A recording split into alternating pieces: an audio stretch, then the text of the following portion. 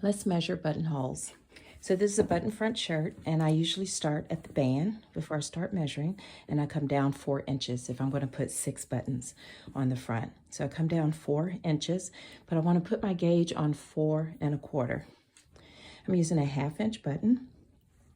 So this is going to be the bottom of where the buttonhole is going to start. Most of our sewing machines start stitching a buttonhole and going backwards. So the buttonhole starts here and it goes back. So this point will be where you're going to lower your needle. And then I'll measure 4 1/4 all the way down.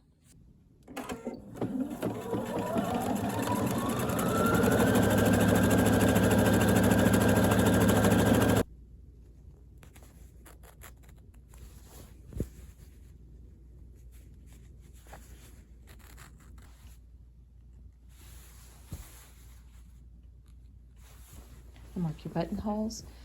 Put the right sides together, the shirt bands together with the buttonholes face up, and put a pin right there in the middle so that you can mark where your buttons are going to be sewn.